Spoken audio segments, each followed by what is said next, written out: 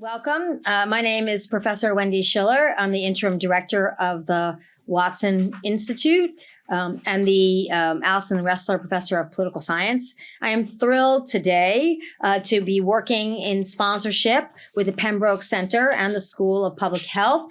We all work together, and I want to have a big shout out to Sarah Gamble, who really drove the bus on this, and Becky Ebling, I cannot pronounce her name properly, for working on this, and Ellen White at Watson for getting this event together. So how we'll go today is that we are recording and live streaming. We've asked you to write down your questions so that we can make sure to get to everybody's questions. So at the conclusion of the talk, we'll be collecting the index cards with your questions. And sometimes people ask similar questions, and we can group them all together and make sure to get everybody in. So we're our speaker, who's Elizabeth Tobin Tyler, JD MA. She will be speaking for about 40 minutes. So we're probably going to go close to 1:15, and then we'll open it up for Q&A. So I'll begin with an introduction. Elizabeth Tobin Tyler, JDMA, is Associate Professor of Health Services Policy and Practice at the Brown University School of Public Health and of Family Medicine and Medical Science at the Alpert Medical School. She teaches in the areas of health policy, health justice, public health law and ethics, and reproductive rights and justice. Her research and writing focus on the structural and legal determinants of health and health inequity, public health law and policy, reproductive justice, maternal and child health disparities, domestic violence, poverty, and social safety nets, as well as interprofessional health justice education. Ms. Tobin Tyler is an international expert in the development of medical legal partnerships, which integrate healthcare, public health, and legal services to identify, address, and prevent health-harming social and legal needs of underserved patients and populations. She's a senior editor and contributor to the first textbook on the topic, Poverty, Health, and Law, Reading and Cases for Medical Legal Partnership, published in 2011. She's the co-author with Joel Teitelbaum of Essentials of Health Justice, Law, Policy, and Structural Change, the second edition, Jones and Bartlett Learning, 2022. She's published numerous articles in so many journals that I can't name them all, but the New England Journal of Medicine, the American Journal of Public Health, the Journal of Healthcare Law and Policy, the Georgetown Journal of Legal Ethics, and many more. She has been selected for several fellowships and honors, including for the Emerging Leaders in Health and Medicine Forum by the National Academy of Medicine, as a Public Health Law Education Faculty Fellow by the Robert Wood Johnson Foundation, and as a Fellow at the Law Health Justice Center at the University of Technology in Sydney, Australia. We are so fortunate to have Professor Tobin Tyler here, and we look forward to her talk today. Thank you.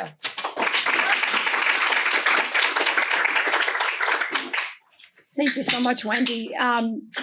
So there's a lot I can say on this topic, and so I'm going to try to keep my remarks to 40 minutes, as Wendy said. My agenda is really to provide a little bit of context about how we got to Dobbs versus Jackson Women's Health, to highlight 3 cases that were decided in the Supreme Court this last year, and then to talk about some of the trends that are affecting women's health and safety and reproductive justice, I think, that we should keep our eye on, and then talk briefly about sort of the post-election landscape. So I always, when I think about this work, I think about it from the standpoint of a reproductive justice framework. So not just a focus on abortion rights or on access to reproductive health care, but using this definition from Sister Song, Women of Color Reproductive Justice Collective, which really frames reproductive justice as a human right to maintain personal bodily autonomy, to have children, not to have children, and I think importantly, to parent the children that we have in safe and sustainable communities. So the focus of reproductive justice is, again, not just the legality of access to care and bodily autonomy, but also about equitable access to all the things that should support people's reproductive health and parenting. The other framing issue for me is that understanding these issues, we have to understand women's experience of health and safety within the context of a society that has historically devalued women. And I also want to acknowledge that trans and non-binary people also experience disproportionate health and safety issues, and that those are issues of reproductive justice as well. So I'm going to start with the federal courts as a way to sort of understand how we've gotten where we are with regard to the way that the courts have been thinking about and deciding cases related to reproductive justice.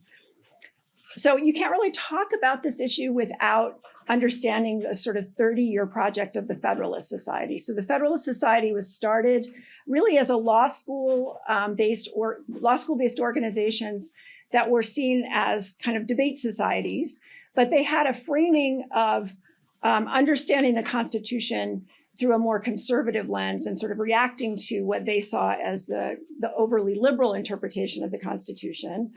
The Federalist Society, then has really created purposefully a pipeline of conservative lawyers into the judiciary. And through that process has really forged important ties with Republican administrations, really starting with Ronald Reagan in the 1980s. One of the things to understand about the Federalist Society approach is that they view the Constitution through what they consider a textualist or originalist interpretation, meaning that we should focus that whenever we think about a constitutional issue or how the Constitution might apply to the words that are in the Constitution, so that's the textualist part, and to the original meaning at the time the Constitution was drafted. So what does that mean? It means that, other types of ways of interpreting the Constitution, which might involve what principles can we glean from the Constitution, from different parts of the Constitution, or even the pragmatic impact of deciding constitutional issues one way or another, are really not important. So it's really the text and the original meaning that they focus on. So it's also important to understand sort of how the federal courts have come about in the last several years. In part, it's important to remember that the Supreme Court only takes a very small percentage of cases that come to them. So the federal courts below them, both the district level and the appeals courts, are really important because they decide many cases that are the last decision that we have. Donald Trump had, as you can see here, had 54 appeals court judges that were confirmed during his administration, which is roughly the same number Barack Obama had in all 8 years of his administration. He also had 3 Supreme Court justice appointments. And on the right, you can see that there's a large number of Trump administration appointees that are currently serving as federal judges. And part of why I raise this is that he has listened very closely to the Federalist Society as a way to think about who to appoint to the federal courts, including the Supreme Court. The other thing to think about with the Supreme Court is that we had dramatic change between 2016 and 2022 because Donald Trump ended up with 3 appointments to the court. We had Justice Scalia, who passed away, replaced by Neil Gorsuch, who is quite open about the fact that he's a textualist when he thinks about the Constitution. Anthony Kennedy resigned during the Trump administration, and Brett Kavanaugh took his place. Brett Kavanaugh has very strong ties to the Federalist Society. Ruth Bader Ginsburg passed away, and Amy Coney Barrett was appointed to her position. And then in 2022, this was during the Biden administration, Justice Breyer was replaced by Justice Ketanji Brown Jackson. But what that led to in terms of a majority on the court and a shift is that these ideas of originalism and textualism as a way to approach the Constitution really started with Robert Bork, who was nominated to the court in the 1980s, and the Democrats blocked his nomination, which was quite controversial. So he was never appointed to the court, but Justice Scalia, Antonin Scalia, who was an avid sort of originalist and textualist, was appointed to the court. But he was very much sort of seen as kind of on the fringe in terms of how court cases were decided. Now, as we have this sort of new court, we have 6 conservative justices who, many of whom really talk a lot about the importance of originalism and textualism. John Roberts, who's the Chief Justice, I think has sort of gone with the flow on that as the court has really shifted. So there's also, at the same time as this shift is happening in the courts, a growing and very powerful conservative legal movement whose goals are pretty clear. They include overturning Roe versus Wade, which they were successful in doing. Lots of cases are being brought promoting religious freedom for individuals and businesses, expanding firearm rights, and sort of having a much more robust kind of Second Amendment. And then this idea of dismantling the administrative state, the idea that a lot of our regulatory agencies are overstepping the bounds. We have too many regulations, and we really need to pull back on all of that kind of growth of the administrative state. On the right, you can see the Alliance Defending Freedom. That's an organization which is a legal organization. It's religiously focused. The organization sort of includes religious leaders at the same time as lawyers, but they see their role as bringing lawsuits to really defend religious freedom and other issues, including things like reproductive justice and rights. So just a little bit of kind of background on case law as it has developed, specifically with regard to reproductive health care. So Griswold versus Connecticut was sort of, in the modern era anyway, a really important case that was decided in the 1960s, finding that people have a right to contraception, that states can't create laws that make it illegal for people to access contraception. And that case was critically important, again, when you think about how do we interpret the Constitution, because the justices in that court said there's a kind of right to privacy that is based in multiple amendments, the First, Third, Fourth, and Ninth Amendments, and the 14th Amendment, that we can read into the Constitution, right? So it's very much not this originalist or textualist way of approaching it, but that the principles of the Constitution afford us a kind of right to privacy, and that includes the right to contraception. Roe versus Wade in 1973 sort of followed that same logic, using the idea and premise that there is a right to privacy and that included the right to access abortion. The court created kind of a trimester framework around that to balance the interests of the state, the pregnant person, and the potential life, as they called it. And so that case was not an absolute right to abortion, but it kind of took an balancing of interests approach to abortion. Nearly 20 years later, in Planned Parenthood versus Casey, a lot of people thought that would be the case that would overturn Roe versus Wade.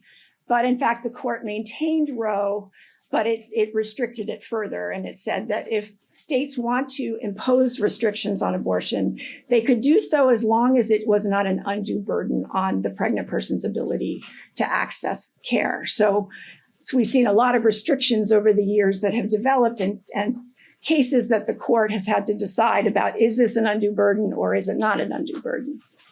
Carhart versus Gonzalez was a case that involved a federal law called the Partial Birth Abortion Ban Law.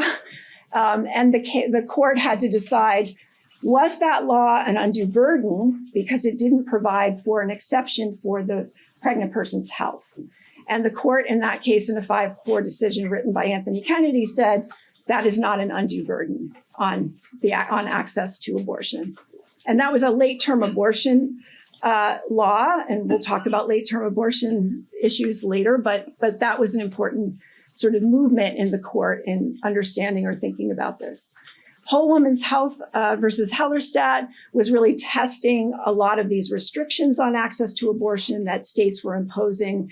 These were restrictions in Texas having to do with requiring that people that were providing abortion care do it in an ambulatory care center, that they have hospital privileges, so sort of making it more difficult for providers to be able to provide care. And in that case, that was Ruth Bader Ginsburg was still on the court. The court said that's actually an undue burden because it would have shut down virtually all of the abortion clinics in Texas, and that would make it too difficult for people to access abortion. And then finally, before we get to Dobbs, Whole Woman's Health versus Jackson was a case, I'm thinking of the other Whole Woman's was a case that, sorry,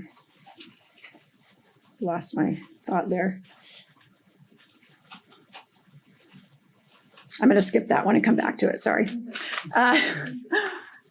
So we'll talk about Dobbs. So Dobbs versus Jackson Women's Health obviously came in 2024. As you probably know, it overruled Roe and Casey. And it very clearly applied this originalism and textualism approach, saying that the Constitution does not mention abortion. So that's your sort of textualism. And that procuring an abortion is not a fundamental constitutional right, because such a right has no basis in the Constitution's text or in its nation's history. So Justice Scalia, who wrote the opinion, really focused on this idea that there was no history or tradition of states or the government sort of allowing abortion, and that there was, moral questions about that. And so therefore, again, using the originalist frame, there was no right to abortion in the Constitution. Of course, what this did is it left the right to abortion to state legislatures and courts. Interestingly, Kavanaugh wrote a concurring opinion, so agreeing with the result of the court decision, majority decision, but making the case that this was important for the court to do because now the court could remain neutral.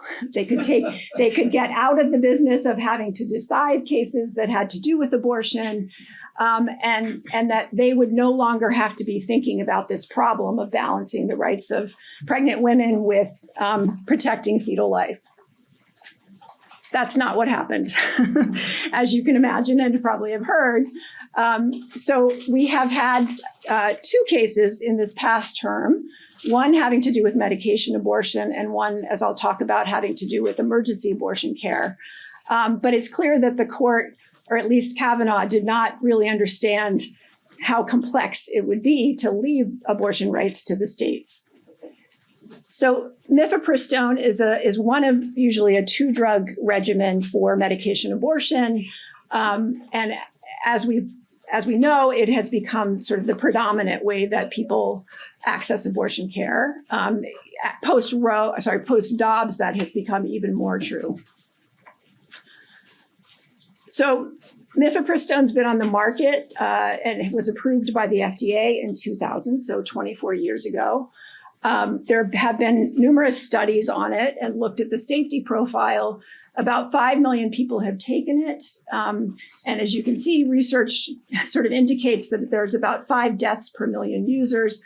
But when you compare that to other medications that are very common, most people, based on that research, would say that the drug is safe, right? I mean, there are always some people who have bad adverse effects of drugs, but in this case, the research seems to indicate that it's safe. So one of the reasons that mifepristone is important, not just because it's used for abortion care, but it's also used for miscarriage management. And so this is a study or a survey of doctors who post Dobbs have talked about the importance of how they use mifepristone. And so obviously interfering with their ability to use it for things like miscarriage care is critical. And so, it's not just sort of a case of elective, what people call elective abortion, but abortions that someone would decide to have, but also it's used in many cases when there's a miscarriage. So the FDA, as I said, approved the drug in 2000, but what the FDA also may do when they're approving a drug is they may create what's called a risk evaluation and mitigation strategy, the REMS. And what they do in this case is they may be specific about prescribing practices and also, how the drug can be distributed. And so from 2011 to 2021, I'm not going to go through all of this, but essentially, if someone were prescribing mifepristone to patients, it had to be done in a healthcare setting. As of 2021, partly due to COVID, the FDA changed those guidelines and said that it could be dispensed by a pharmacy. The pharmacy has to be certified, but it provides the opportunity for people to get it through the mail or through a pharmacy, as opposed to having to go into a clinical setting to get it. So a group of anti-abortion medical associations and doctors called the Alliance for Hippocratic Medicine decided that they were going to challenge the FDA's authority to essentially make the decisions that they had made with regard to the safety of mifepristone.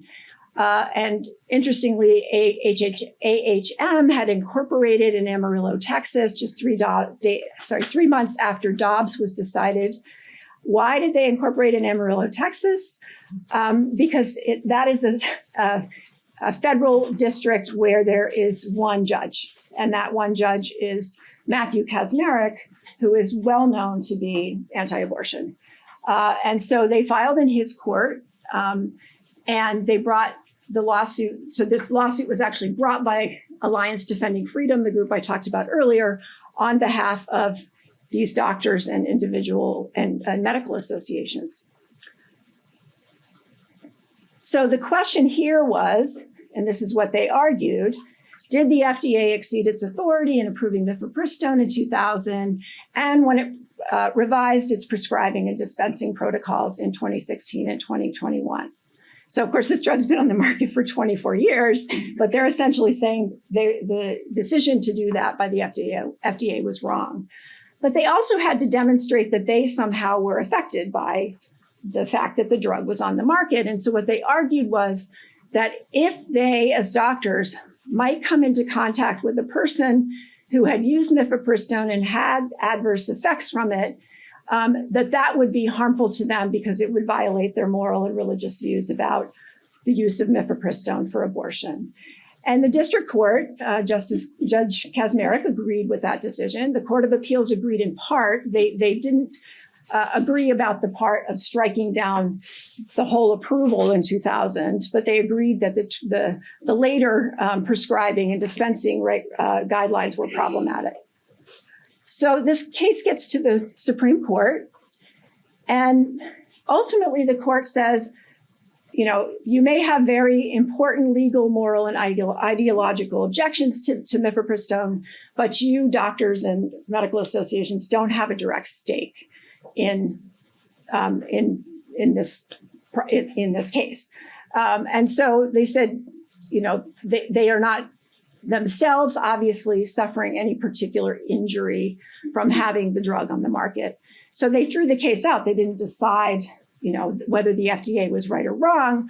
But they also said at the end of the case, it is not clear that no one else would have standing to challenge these regulations in the future. And guess what? There's lots of people interested in doing that. And in fact, there is ongoing litigation in Missouri, Kansas, and Idaho. Where do you think they filed the case? Even though none of those states are actually in Texas, because they're separate states, they filed in Northwest Texas, where Judge Kacsmaryk is. And the states themselves are essentially saying, we as states are harmed because mifepristone is not a safe drug, and that affects our hospital costs and other things.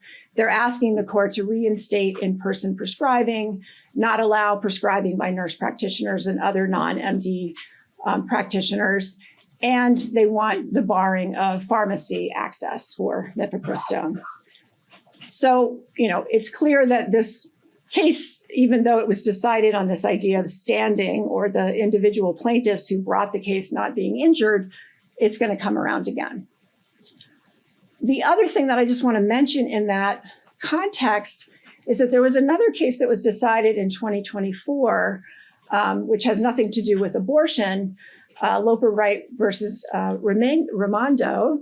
But that case basically has made it much, much more difficult for federal government agencies to regulate. It's sort of allowing courts to really second guess or question regulations that have been written by government agencies. And it overturned a previous case, the Chevron case, which had given government agencies a lot more leeway and sort of didn't allow courts to interfere unless there was a really strong reason to say that the regulations that they had drafted were, unreasonable. And so this is going to have an impact as well on a range of issues, not just reproductive health, but certainly agencies that have to do with reproductive health. All right, so the second case is a case having to do with access to emergency abortion. And, again, sort of looking at providers and the way that providers have been dealing with this new landscape under Dobbs, many of them surveyed have said that they think that the current landscape is, not only making it harder to manage pregnancy and emergencies, but affecting things like racial and ethnic inequities, a problem that we have, in the United States, which is pregnancy-related mortality, especially among women of color. And then also things like attracting OB/GYN doctors to the field. So you may have read, because these stories, unfortunately, are in the press almost every day, of various women trying to seek emergency care for, a miscarriage or for pregnancy complications that are jeopardizing their health and being turned away. And this is happening in many of the states that have abortion bans or very, very restrictive laws. So the legal issue that came before the court had to do with a federal law that was passed, actually, Ronald Reagan passed and signed in 1986, the Emergency Medical Treatment and Labor Act.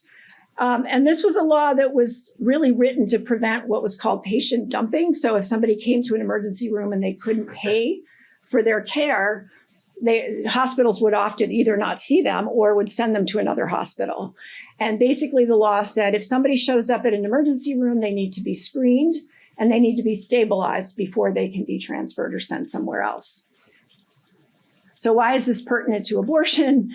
After the Dobbs decision, the Biden administration issued guidance and said, under EMTALA, under this federal law, if a person shows up, a pregnant person shows up at the emergency room or at a hospital, you have to offer them treatment, including abortion care, if the doctor reasonably determines that it's necessary to stabilize the patient's health. But as you know, there are abortion laws in different states that don't actually have exceptions for health. They only have exceptions for kind of imminent death. So a provider would have to say this person will die if they don't get an abortion. And this is Idaho's law. So Idaho's law, as you can see, says that the physician has to determine in good faith medical judgment based on the facts known to the physician at the time that the abortion was necessary to prevent the death of the pregnant woman. It says nothing about health. And so the Biden administration looked at that law and said, that's a violation of EMTALA. EMTALA says you have to stabilize a person's health.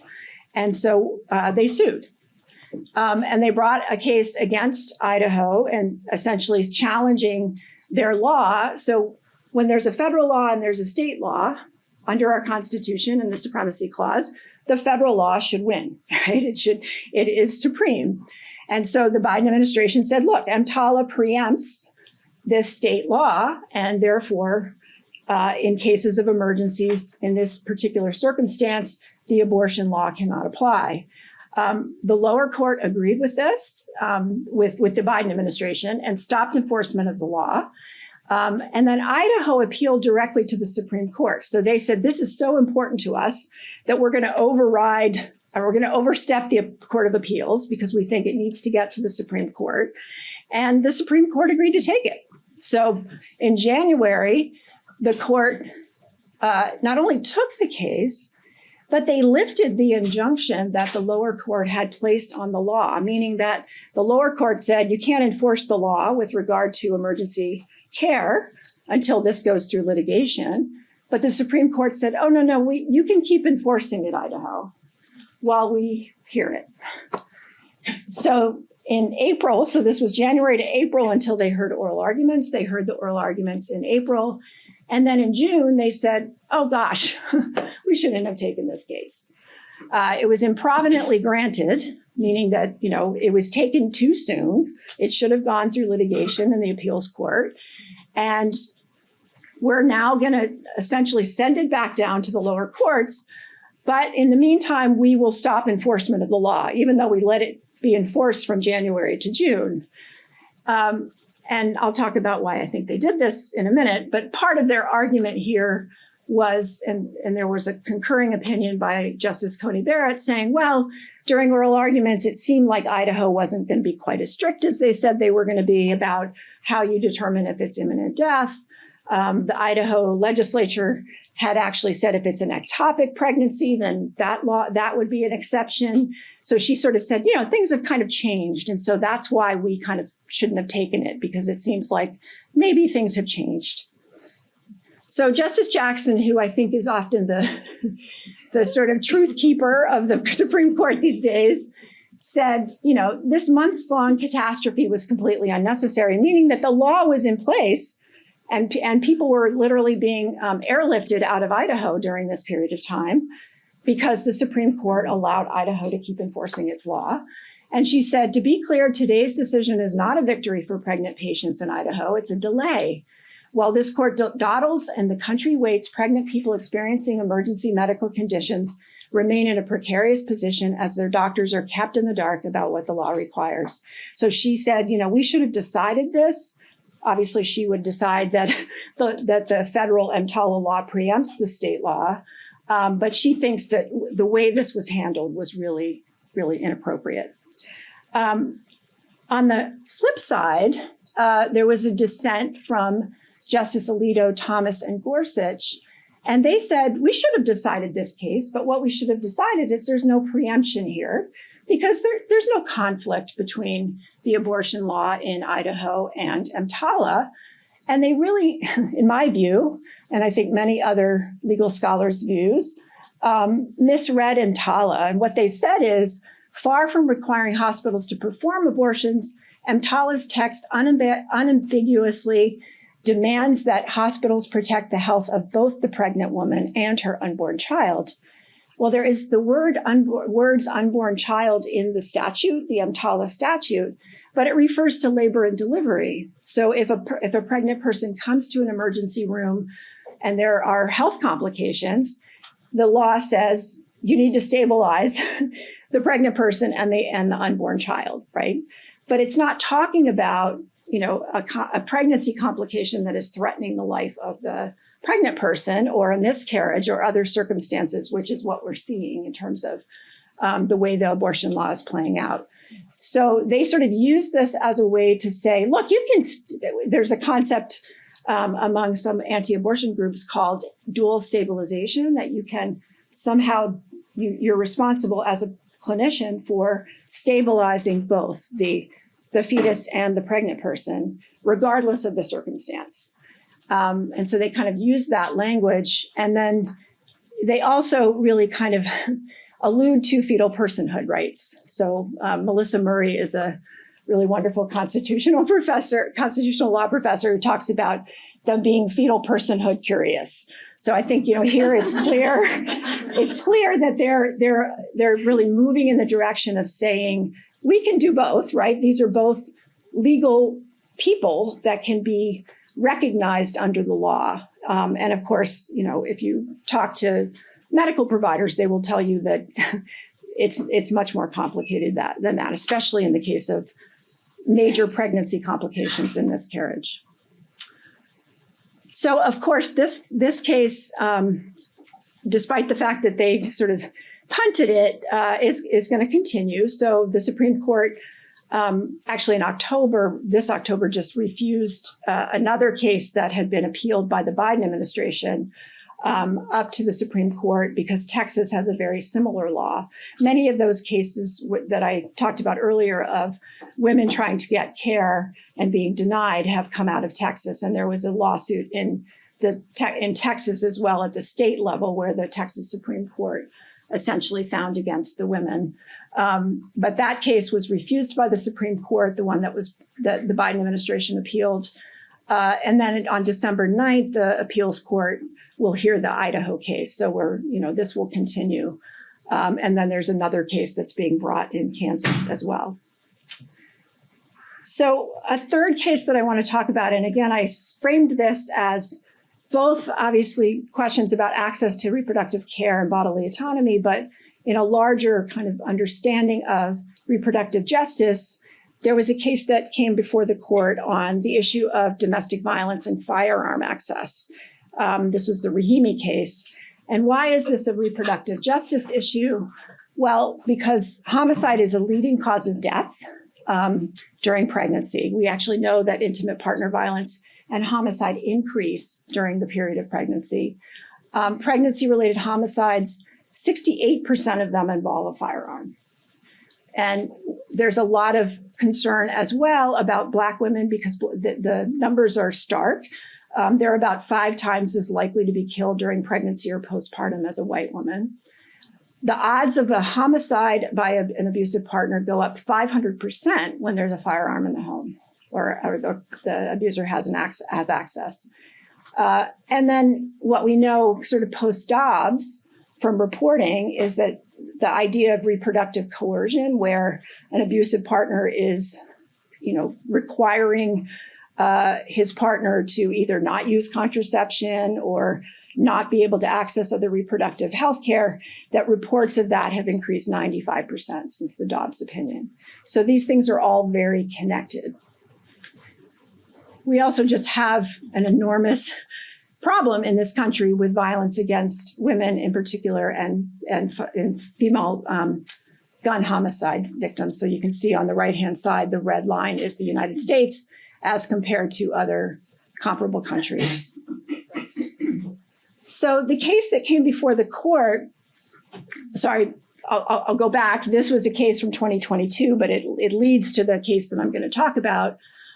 This was New York Rifle and Pistol Association. And in that case, and it was decided just one day before Dobbs, where the court said basically for the government to justify a firearm regulation, they had to find an analog in early America. So this is that history and tradition originalist approach again, that's saying, the only way we can interpret the Second Amendment, the Constitution, is to look at the history and tradition of what people were doing or thinking in 1791. And so in this particular case, they threw out a 100-year-old regulation in New York that limited the people who could have access to firearms in public. And they said that was not a law. There was no law similar to that in history. And so therefore, that law is unconstitutional. But it also means that that's the test of how they're going to view the Second Amendment, as opposed to things like, how do we understand the health and safety considerations of gun violence and what should be the government's role in trying to ensure that we're not experiencing such, huge, so many deaths and injuries from gun violence. So that case was in 2022, and people knew that there would then be lots of litigation, right? Because lots of Second Amendment proponents wanted to see what kinds of regulations might we get struck down. One was a federal law under the Violence Against Women Act that said that if a person was subject to a restraining order, a domestic violence restraining order, they were prohibited from possessing a firearm because of the data that I just showed you earlier. And so the question before the court in this case was this individual, Mr. Rahimi, who had, not only physically abused his girlfriend, but had used a gun in public multiple times. He had used the gun in really dangerous ways and threatened her with it. And so the question was, is there a history and tradition of that kind of regulation from 1791 or around that period? And the lower court said, no, there isn't a history or tradition of removing firearms from domestic violence abusers. So therefore, that's a violation of the Second Amendment. The Supreme Court, and many people were watching this case very closely, not just because of the ramifications of the case, but also how were they going to use this earlier Bruin case to make a decision in this case. And what they did is they kind of, in my view, finagled a way to say, well, there's a couple of laws in the 18th century that seem to have taken guns away from people that were dangerous. And we can kind of apply those as analogs that are close enough to what's happening in this particular circumstance to say, well, it doesn't violate the Second Amendment for the government to do this. Again, I love Justice Jackson. She said the lower courts, because now the lower courts are like, what do we do? How do we understand, what are we supposed to pay attention to? She said lower courts can find little method to Bruin's madness. And then Justice Sotomayor said what I think is also really important, which is hamstringing the courts and legislatures, not allowing them to give consideration to real and present stakes of problems in our society today, right? And so we'll just have to see kind of where this goes in the future with what will be, I'm sure, many, many lawsuits that are brought challenging gun regulations under the Second Amendment. All right, so I'm going to end here because I know we're running out of time with just some discussion of kind of what to think about going forward. I think in terms of issues to watch for in the courts, again, we'll see more about mifepristone. We'll see more about the EMTALA issue and emergency care issue. But there's also been state and local laws that are seeking to restrict travel for people that want to travel out of state for abortion, particularly minors. We've seen that in Idaho. Lubbock, Texas, a city has actually implemented a restriction on travel if you're taking somebody to have an abortion. So I think those cases are likely to bubble up. There are state laws regulating what are sort of anti-abortion crisis pregnancy centers, which are centers that women may go to when they're pregnant for help, but they have a very anti-abortion agenda. So kind of some states are trying to regulate them. Other states are pouring money into them. So sort of depending on the view of the state legislature and the governor. And then there's also federal regulations that came down from the Biden administration under HIPAA, which is the privacy law with regard to people's health information being shared, trying to make it very clear that private reproductive health care information should not be shared with law enforcement and other government agencies that may be trying to prevent people from accessing abortion, but other care as well. Texas actually just brought a lawsuit challenging that question. So we'll see what happens there. And then, of course, we'll have to see with firearm safety regulations kind of where that's going to go. Another important thing that you might have heard about is the Comstock Act, which is an anti-vice law that was from 1873 that's being kind of resurrected as a way to say that mifepristone and other medications for abortion can't be transmitted through the mail. The Biden administration said, no, this doesn't apply because there's a legal purpose for mifepristone, and the mail can be used for sending mifepristone. The Trump-Vance administration, if they are elected, could enforce it. They could have a very different view of it and say it is enforceable, and our agencies will enforce it. Thomas and Alito also alluded quite a bit to it in the mifepristone case. So it's clear that there are people on the court who are also thinking that this could be a way to prevent the mailing of mifepristone and other abortion medications. There's also the Project 2025, which has a very anti-abortion focus, but they've also said, clearly, if we get the right people in office, we should make sure that there is no mail order medication abortion. They also talk about ending taxpayer funding for Planned Parenthood. And so, again, who gets elected is going to matter. And then I think, from the perspective of reproductive justice in this broader context and thinking about women's health and safety, there's a whole range of issues that the next administration will presumably have direct policy around. And that has to do with healthcare coverage for things like contraception, Medicaid policy, regulatory policies having to do with access to care. But we have a maternal mortality crisis, especially for Black and Native women. So how is the next administration going to think about that? The Biden administration has been quite active on that issue, but also things like safety net policies and what gets funded, parental leave, childcare, of course, firearms. There's been a lot of funding cuts for domestic violence. So where are we headed with that? And then, of course, who gets to appoint the next Supreme Court justice if there is an opening?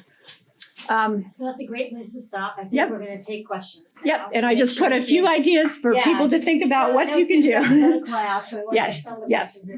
Great. Okay.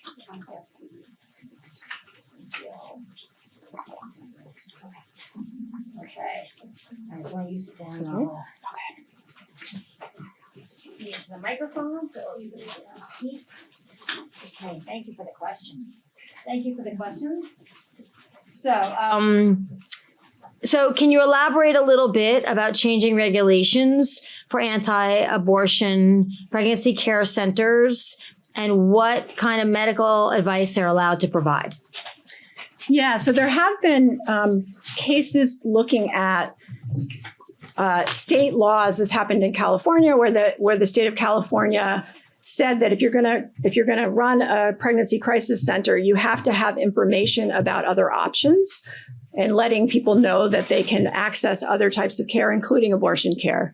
That case actually made it to the Supreme Court, and the Supreme Court, with Justice Thomas, I believe, writing the opinion, said, no, that's a violation of the First Amendment, for the state to impose particular language on pregnancy crisis centers. So there's that kind of question. And then I think there's also questions about how much the state regulates the kind of care. Is it medical care? What kind of care is being delivered? And then there are some states that are put, as I said earlier, sort of putting more money into those types of centers and sort of taking money out of other types of reproductive health care entities in order to support those types of centers. So this question says, are there any avenues for constituents to go against the Supreme Court? It seems very hopeless to see the justices use archaic methods of interpreting the law, knowing we don't have the power to do anything about that. How could presidential appointments be nonpartisan, especially in this climate? Is there a future of checking Supreme Court power? It's a great question. And I think, one of the frustrations that many people have is sort of seeing the court turn. There's not a lot of, people feel like there's not a lot of credibility in the court right now. So it is possible. Congress can write new laws that direct how we construct our Supreme Court. So that could include things like term limits. That could include things like, every president that comes in gets an appointment, so that it happens every other, it happens on both sides, so that doesn't seem quite so lopsided as it has been in the last few years. So that, yes, there are ways to do that. Of course, we have to have a Congress that wants to do that, and so that's the challenge. So I'm going to do two together, and I'm going to ask the sort of more technical one first, the broader one second, which is, first of all, who reviews medical doctors' decisions, the states or the federal government in terms of licensing? And then have any states enforced criminal charges against physicians who perform abortions? Are there any legal procedures protecting physicians against criminal charges? So enforcement of sort of medical, it is true that states have the most to say about medical practice. And so that has been sort of one of the questions, even with this EMTALA case, is one of the arguments is, well, you're imposing upon what is usually a state role. But that does not mean that Congress's ability to say, we're giving money, and I should have said this, we're giving money to hospitals through Medicare, right? Federal dollars going to hospitals. We get to have some say about how those hospitals practice medicine. At the individual provider level, it is true that there are medical boards that sort of regulate the practice of medicine, and there are state laws that govern that. But at the same time, that doesn't sort of completely displace the federal government's ability to do what they did with EMTALA. I don't know if I quite answered that question, but I hope I did. And then what about criminal charges against physicians? Do we have cases pending like that? I have not seen a case where a person has been charged yet. We did have the doctor in Indiana who performed an abortion on I believe, 13-year-old girl, and she has had some, response from her home state, from the medical board, and also from the attorney general and, others. But there has not been, to my knowledge anyway, a case where somebody has been charged criminally and, either been fined or, put in jail. Yeah, and that young woman was a victim of incest rape. So the broad question is for the Supreme Court. Do you think that the Supreme Court justices that lean a little bit more conservatively, do they use originalism as an excuse to accomplish policy goals, particularly on abortion? Or are they actually just applying this broad philosophy to all of the kinds of cases that they're deciding? I think that's a really good question. And I'll answer in two ways. I think the textualism is often very clearly a choice of when it gets used and when it doesn't get used. The originalism we haven't seen as overtly in other cases as much as Dobbs and Bruin, where they have been very clear about this sort of history and tradition approach. And so I do think it gets used, in cases where it's most helpful to the outcome that they may be seeking in that particular case. What's interesting to me about that is that lawyers, so the government, for example, in Rahimi, they had to use that approach. They couldn't come in and say, let me give you all the data about how many women are killed per year by firearms, right? They had to write long briefs that were looking historically at the law at the time of, the 18th century and make arguments about particular laws. And so, we're not only is that happening at the Supreme Court, but that's happening in lower courts as well. And there are a couple of judges who have written really wonderful opinions about how ridiculous it is that they are placed in a position of having to judge history. They're not historians. So I think to answer the question, it's getting used in certain ways at certain times where it seems most helpful.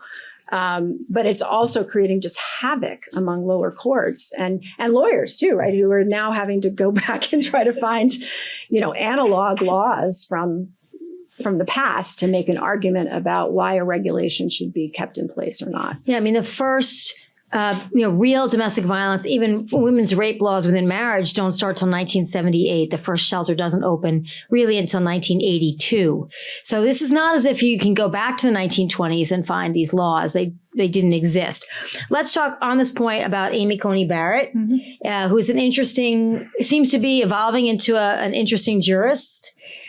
Sort of writing a big article, giving speeches now saying maybe we shouldn't be using the 18th and 19th century as our guide for making decisions. There are so many areas where there simply was no law. It won't be an efficient guide. What do you think of her positioning herself this way in the last couple of months? Yeah, she's been interesting to watch. And she definitely raised questions in the EMTALA case too that were important in showing that she was pretty concerned about what was happening with emergency care.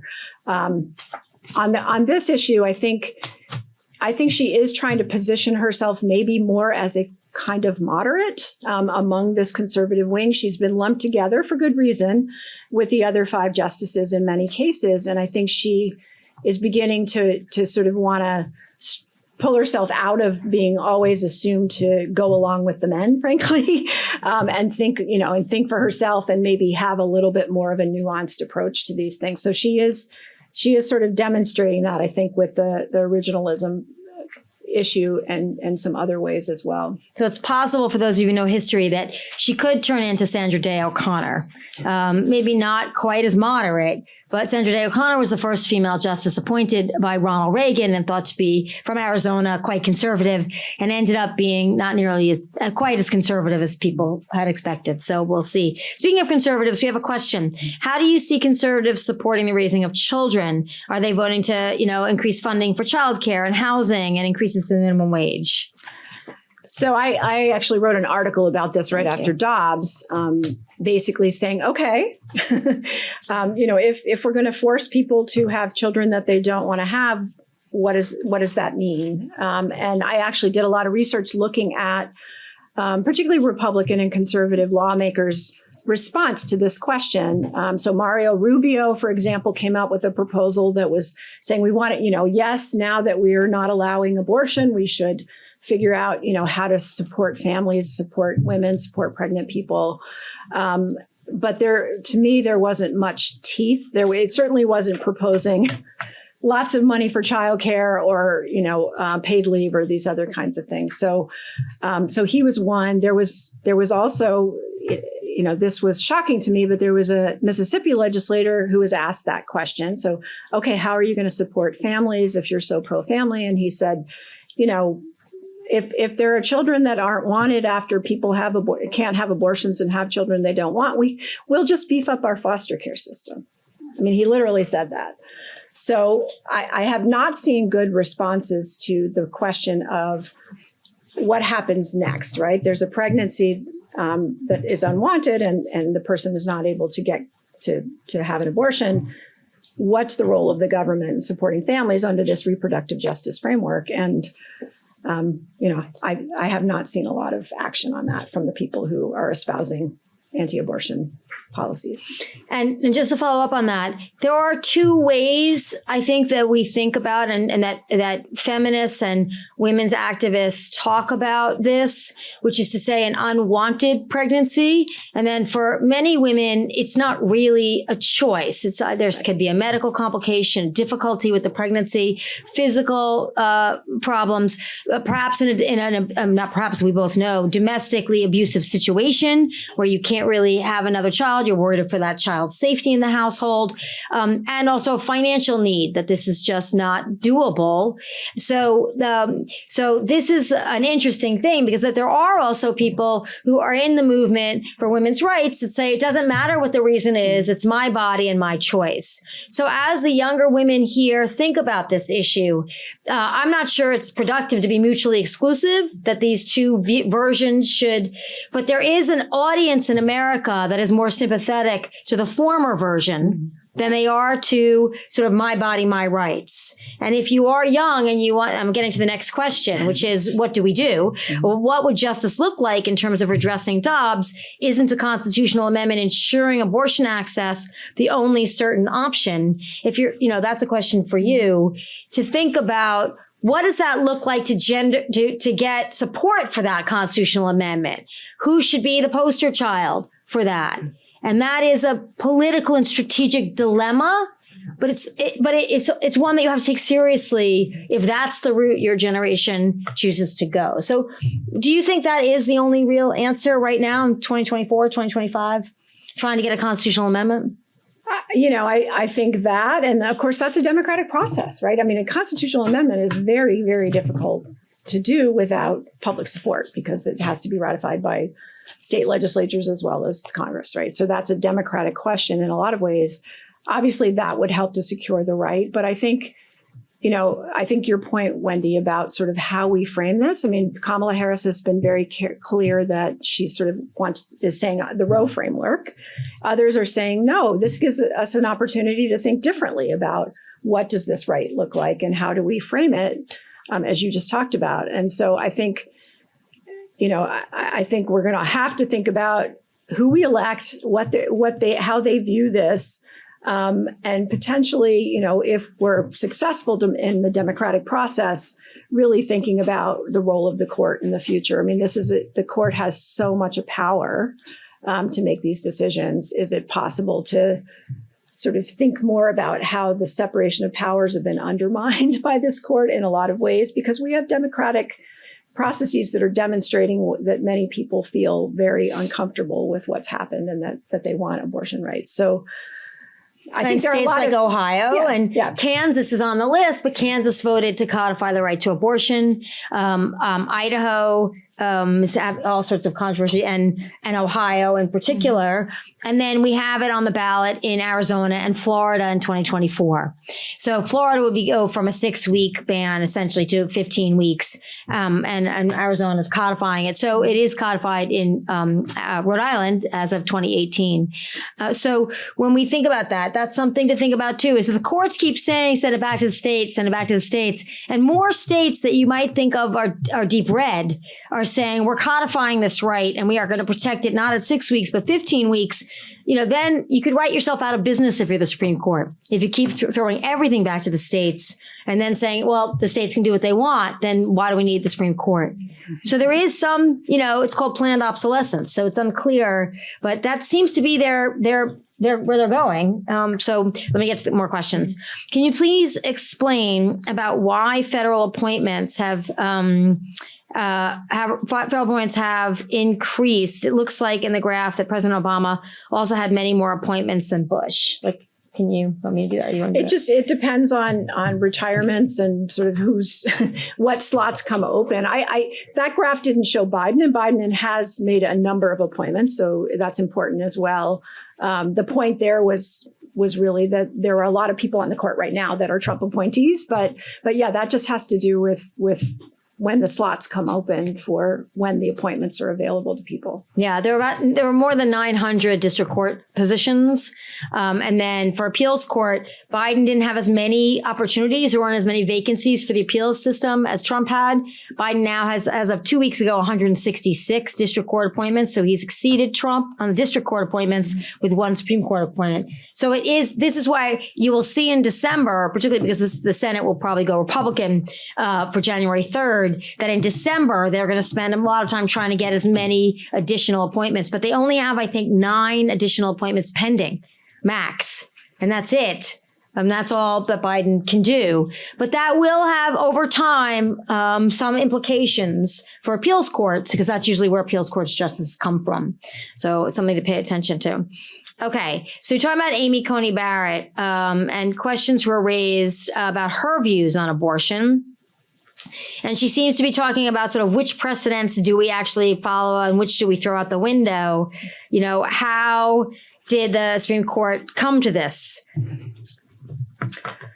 Yeah, I think one of the most troubling, I hope I'm answering the question, but one of the most troubling things, I think, is this question of precedent, and how this court, not only did they throw out Roe versus Wade, but they threw out this Chevron case that was, on the books since the 1980s, and really was guiding the way that we understand the separation of powers between Congress, federal agencies, and the courts, and gave the courts in that Loper-Bright decision much more power to, as I said earlier, to throw out federal agency regulations. The idea that they have to have a good reason to throw out a precedent, seems to have escaped this court. They seem pretty clear that they have a goal. They are moving the court in a direction, anti-regulatory state, anti-abortion, and that they'll kind of come up with some way to describe why it's important to throw out precedent.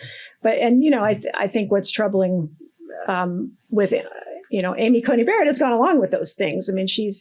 She's not so moderate that she's not challenging the court's willingness to kind of throw out, what have been important precedents in the past. Is codifying contraceptive access realistic to prevent that access being threatened in the same way abortion has been attacked? And I think that's a very important question. And I think you should absolutely expect that the next frontier will be limits on access to contraception.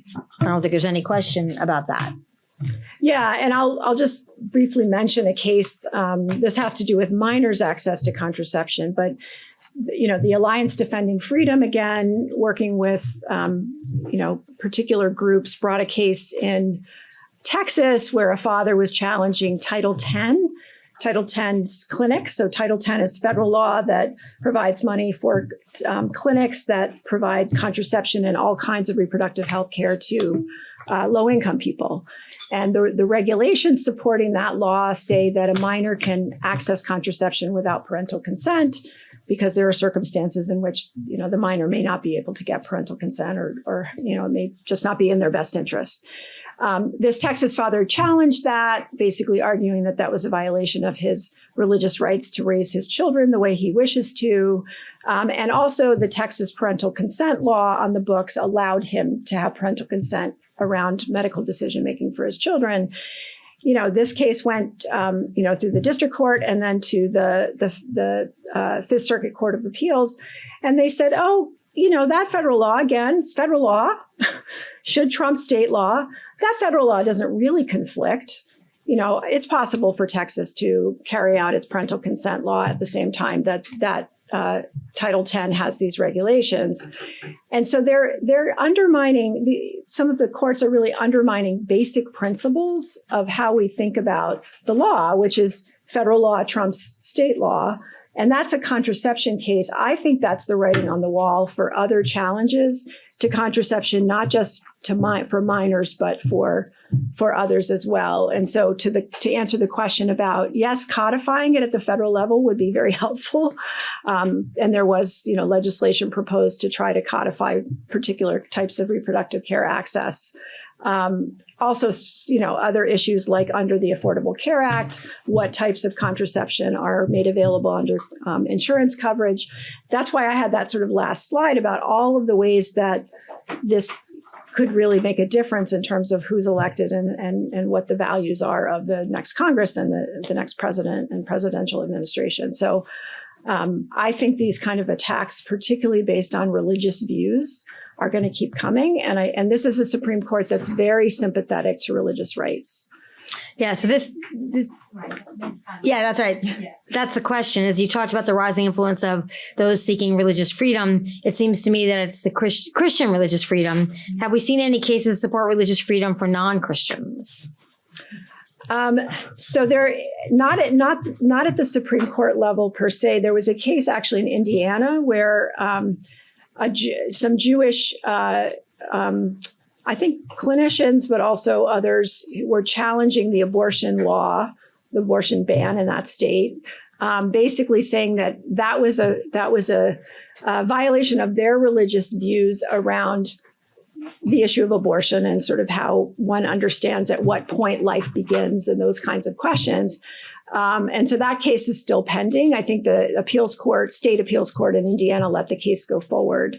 So that's sort of an example of, are there other religious values apart from sort of conservative Christian values that might be brought to bear, around this issue of religious freedom? But that's the only case I'm aware of at this time. So I have three questions to end that are similar to each other. So I'm going to read all three. So what policies or priorities can be championed to put political pressure beyond the restoration of Roe v. Wade and towards a more robust realization of reproductive justice? That's one question. Then, as someone who is passionate about reproductive health, justice, and surrounding policies, how does one become an advocate for these issues? How did you do that? And then in states like Texas, Oklahoma, and Tennessee, it's been seen that OBGYNs have been choosing to practice in other states or leave the state as they cannot fulfill their duties as a physician in a restrictive state. How can we assure that women in these states retain access to quality reproductive care through all the legal fluctuations? So what can people in this room in Rhode Island, where it is codified, what can people here do, or people watching or listening? What would be a good, what are good outlets and avenues? And how did you find this particular area as your passion? Mm-hmm. Yeah, I mean, I think to speak to Rhode Island, we have codified essentially Roe versus Wade, but there are still, in this broader reproductive justice framework, there are still access issues for certain populations of women and others who can't access what they need to because it's too expensive. The care is, really difficult to access because of, the nature of the lives that they're living. So I think we always have to think at the community level. Just because we codified Roe in Rhode Island does not mean we've solved all of the problems of reproductive justice. I think LGBTQ issues are critical, and that's becoming a national issue around things like gender affirming care. So if we want to promote the idea of reproductive justice and bodily autonomy, that should mean, everyone. We should be thinking broadly about what does that mean and how does that notion affect different groups of people. I think we live in this incredibly polarized country now. So, what happens in Texas is very different than what happens in Rhode Island. I think all of us have to just think about, first of all, our own environment, what we can do in our own environment, but also how can we support people in other states talk about OBGYNs in Texas, right? I mean, what are they enduring, and what are some ways that we can support their work, whether that's financially or through, other kinds of advocacy. There's some amazing advocacy groups in some of these states, Oklahoma, Texas, that we don't really hear about, that are just doing the work every single day, trying to, ensure people still get access to the care they need. Certainly things like abortion funds that allow people to leave the state. I think we're in a time of having to just put one foot in front of the other in terms of what can we do today to address what's happening to people, in many ways, awful things happening to people in the country, at the same time that we don't lose sight of the longer goals of reproductive justice, and really thinking that we can make change eventually over time. And part of that's what happens with our democracy, and part of that is trying to advocate where we can, whether it's in courts or other places. I came to this work. I sort of studied women's studies when I was an undergraduate, and through that work got really interested in issues about access for different groups of people. But I worked at an abortion clinic when I was young, and I did a lot of work around domestic violence. And I think I just have a strong passion about the way that particularly women have been, just discounted, undervalued, and then treated violently in a society that sort of refuses to make change around that. So I think we all have to engage in those issues and stand up where we can, and support the amazing people that are doing work on the ground every day. Well, it is Domestic Violence Awareness Month. We're at the close of it in October. So it's very fitting that we end on that note. And we really want to thank Professor Liz Tobin-Tyler for a fantastic, really educational and informative presentation. I'm sorry I had to cut you short. I could have listened to you for another 2 hours. But I really think it was just, thank you so much for your time and your thoughtfulness on this issue. And I think I want to urge everybody to stay engaged. And doesn't matter, I was engaged when I was your age. I'm still engaged in women's security and women's safety. And that's the first step, exactly you suggest. You start in your own community and you go from there. And that can bring about some positive change. So thank you very much for coming, and thank you again.